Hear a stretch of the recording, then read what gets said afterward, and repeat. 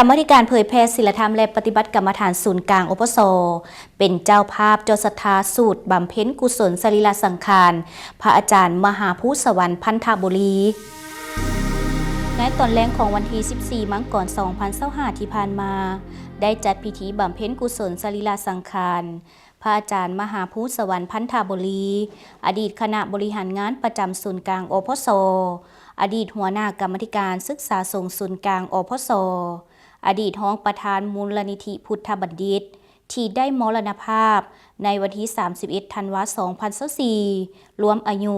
58 ปี 38 พรรษาสรีระสังขารของเพิ่นแม่นได้ตั้งบำเพ็ญกุศล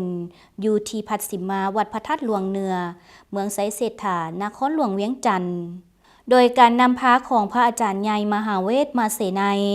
รองประธานศูนย์กลางองค์การพุทธศาสนาสัมพันธ์แห่งสปป.ลาว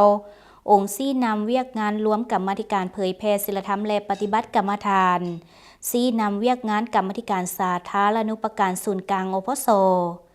พระอาจารย์ใหญ่มหาคัมมะปัญญาวิจิตรรองประธานศูนย์กลางองค์การพุทธศาสนาสัมพันธ์แห่งสปป.ลาวพระอาจารย์ศรีทนสยาวงศ์สอนหัวหน้ากรรมาธิการเผยแพร่ศีลธรรมและปฏิบัติกรรมฐานศูนย์กลางอปส.พร้อมด้วยพระเถรานุเถราในคณะและคณะศรัทธาซึ่งนำพาและขึ้นใต้เทียนเพื่อบูชาพระรัตนตรัยโดยทานนางดาลีวันสิทธิพไสยต่างหน้าคณะศรัทธาขึ้นใต้เทียนต่อหน้าสรีระสังขารโดยทานนางแสงประเสริฐจุลมณีจากนั้นชาวพุทธบริษัททั้งหลายก็ได้รับฟังธรรมเทศนาซึ่งได้รับความเมตตาแสดงธรรมโดยพระอาจารย์บุญทวีศรีบุญเฮืองรองหัวหน้ากรรมาธิการเผยแพร่ศีลธรรมและปฏิบัติกรรมฐานศูนย์กลางเพื่อเป็นการน้อมระลึกถึงบุญคุณและแสดงความกตัญญูกตเวทีคณะศรัทธาซึ่งนำพาโดยพระอาจารย์ใหญ่มหาเวทมาเสนัยก็ได้ถวายกันเทศผ้าไตรจีวรบางสกุลและบ้างปัจจัยให้แก่องค์แสดงธรรมและคณะองค์ที่สูตรส่วนมื้อที่ถวายเพลิงสรีระสังขารของพระอาจารย์มหาภูสวรรค์พันธบุรี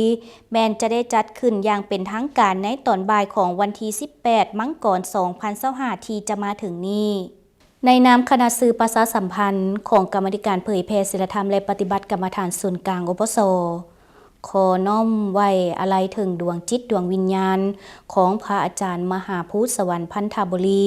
จงไปสู่สุคติด้วยเถิดท่านผู้ชมที่จบไปแล้วนั้นก็แม่นข้อมูลข่าวสารที่ทางรายการของพวกเรานำมาเสนอให้กับบรรดาท่านได้ติดตามรับชมสำหรับท่านใดที่อยากจะรู้รายละเอียดเพิ่มเติมก็สามารถติดตามผ่านทางเพจเผยแพร่ศีลธรรมและปฏิบัติกรรมฐานได้และกลับเข้ามาสู่ในระยะสุดท้ายของทางรายการข้าพเจ้ากันที่เสียมพรพร้อมด้วยทีมงานรายการต้องขอลาบรรดาท่านไปก่อนพบกันใหม่สบายดี